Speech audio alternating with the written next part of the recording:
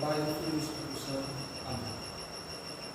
Como anunciado ao começo, essa é a segunda missa do dia de Natal. Nessa festividade tão grande, nesse dia tão maravilhoso, a igreja manda que os sacerdotes rezem 3 missas para celebrar o nascimento de nosso Senhor Jesus Cristo. A primeira chamada, a missa de Galo, que é a missa onde a gente chama a missa de Galo, porque quando o galo canta à meia-noite, quando começa o dia da nossa redenção. Na atual economia da graça, nosso Senhor Jesus Cristo não veio à terra para outra coisa que para salvar as nossas almas do pecado original, salvar as nossas almas da morte eterna. E nós ensinamos as crianças no catecismo porque nosso Senhor Jesus Cristo quis morrer morte de cruz para salvar as nossas almas do pecado e da morte eterna. Esse foi o fim pelo qual ele se encarnou, o fim pelo qual ele nasceu, e esse nascimento celebrado no dia de hoje. Essa é toda a ideia da missa da parte da noite. Depois a igreja manda que seja rezada uma missa na aurora, ou seja, ao nascer do sol, e depois uma missa chamada a missa dos fiéis, a missa do dia, o que corresponde a dizer a missa da aurora. Toda a ideia dessa missa de agora, o horário que é estipulado para que ela seja rezada, toda a liturgia das suas leituras, elas dão ideia de quê?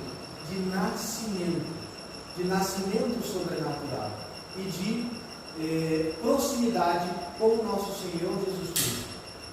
Vejam bem, os pastores sendo anunciados da maravilhosa notícia de que Cristo nasceu, vão atender aquele nascimento, atender aquele anúncio. Eles vão ver que aquilo que foi anunciado era verdade, era concreto, que os anjos, os santos anjos, anunciaram a verdade, e que aquele menino, Cristo, Salvador e Redentor das nossas almas, tinha nascido. Imediatamente que eles voltaram daquele reconhecimento, eles o que fizeram? Louvaram a Deus. O fim principal da comemoração do dia do Santo Natal é o louvor de Deus. E esse louvor que deve continuar depois da celebração do Natal. Obviamente, o Natal deve ser como uma espécie de carregador das nossas almas. Ele deve encher as nossas almas para o resto do ano litúrgico. Lembre-se, nós estamos no começo do ano litúrgico.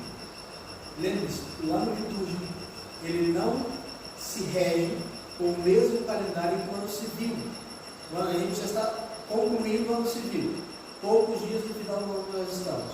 Porém, o começo do ano eclesiástico é o primeiro domingo de Advento. Faz mais ou menos um mês atrás. Nós estamos apenas no começo do ano litúrgico.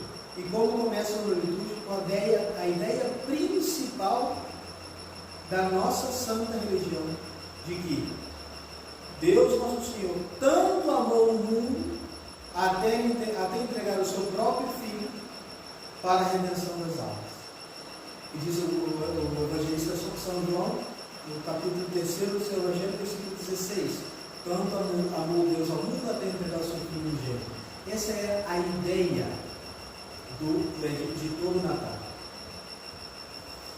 No Natal existe um costume muito saudável de presentear os nossos seres queridos com alguma lembrança. As crianças recebem brinquedos, porque é o que alegra. Pessoas adultas receberão quadros ou coisas de utilidade, porque é uma ocasião de alegria. Mas esses presentes que são comunicados no dia de Natal são meras representações do principal presente que nós podemos receber no dia de hoje.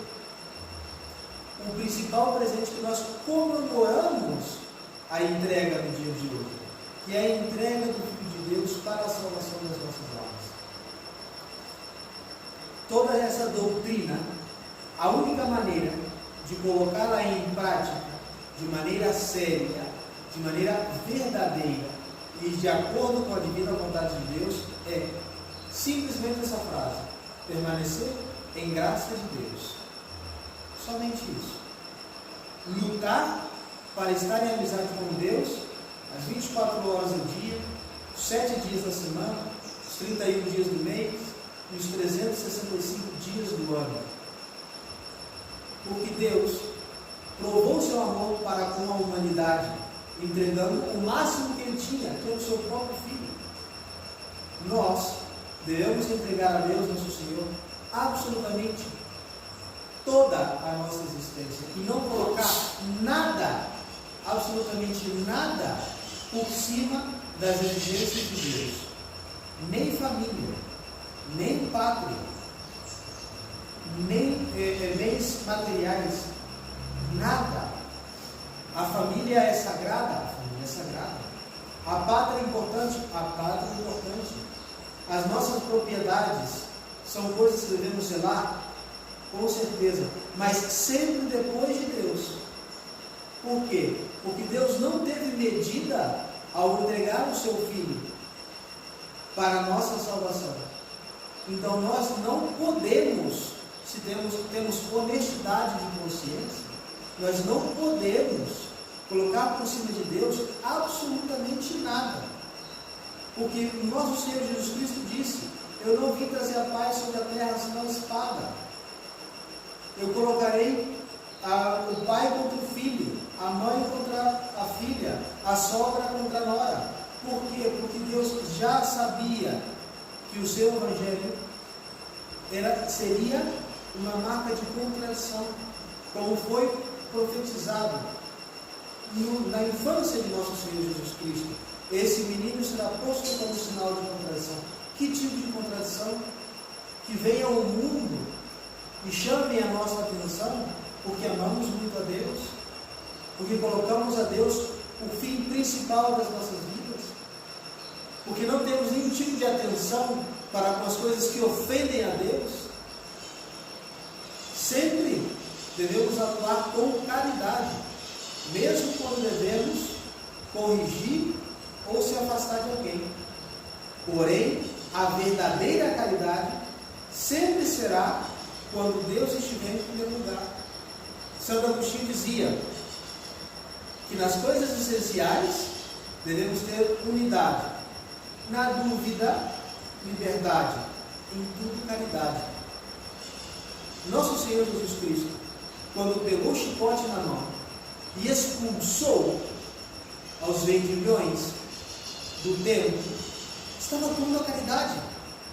Se ele atuou a caridade desde o primeiro instante da sua existência até o último suspiro na cruz, foi 33 anos de uma caridade contínua, até mesmo quando ele pegou o chicote e deu chicotada, até mesmo quando a cananeia se ajoelhou nos pés dele e pediu ajuda, e ele, para provar a sua fé, virou as costas. Até mesmo quando repreendeu São Pedro, homem de pouca fé, porque não tinha acreditado e estava se afundando. Em tudo, Cristo praticou a caridade, mas a caridade não é ser meloso, não é isso. A caridade não é essa falsa misericórdia que aceita as coisas erradas para não ofender aos demais. Não é verdadeira caridade. Tolerância para com quem erra é outra coisa. Nós devemos sim tolerar quem erra, mas sempre procurando o bem daquela alma, não que a pessoa se enterre no seu erro. Por quê? Porque em todas as coisas devemos ter essa caridade, por meio da qual nós pagamos a Deus nosso Senhor. Deus não aceita outra moeda que não seja o amor. Deus não quer que as nossas relações com o próximo tenha outro vínculo que não seja o amor.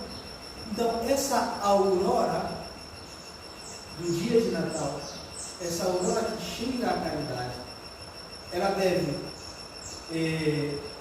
impregnar as nossas almas com esse suave cheiro da santidade para todo o ano litúrgico. ter presente que Deus se entregou a si mesmo para a redenção das nossas almas, e sendo riquíssimo, nasceu um curral, sendo mesmo sol de justiça, teve frio, sendo o pão que alimenta os anjos e os homens, teve fome, se sacrificou por nós, agora é a nossa parte. O que São Paulo diz na sua carta aos Colossenses, primeiro capítulo, versículo 16: eu aumento aquilo que falta na cruz de Cristo, aumentando o meu corpo. Ele assume a cruz de Cristo, assumindo a sua própria. E nós devemos seguir a Cristo como? Não com festa e pandeiros e tambores. Quem queira vir atrás de mim, tome a sua cruz. E a cruz é essa: colocar a Deus sobre todas as coisas, mesmo quando seja contra a família, mesmo quando seja contra a sociedade, mesmo quando seja contra a escola, contra companheiros de trabalho. Deus em primeiro lugar. Deus em primeiro lugar. Nós estamos passando por uma situação social, econômica, eleitoral complicada no Brasil, mas o que ocorrer não importaria tanto se nós estamos em graça de Deus. Por quê? Porque o que vai ocorrer será por permissão de Deus. E em todas as coisas adversas que podem surgir nas nossas almas, Deus está permitido para o nosso bem. Mas se nós não permanecemos na sua graça, de nada nos serve. De que vale o homem ganhar o mundo se chega a perder a sua alma? Nada. Então, mensagem principal da missa da Aurora: o dom dos dons, o presente dos presentes, a graça santificante, que é um dom divino que faz do homem filho de Deus e herdeiro do céu. Essa mesma graça santificante que não tem outra fonte que a cruz de Cristo, o ato redentor do nosso Senhor Jesus Cristo, que nos salvou, que abriu as portas do céu.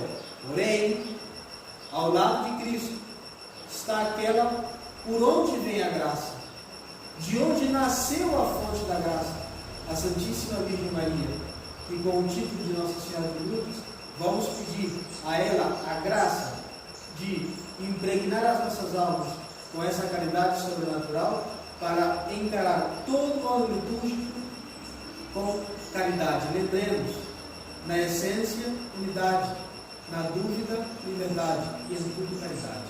Ave Maria. Sem pecado concebido.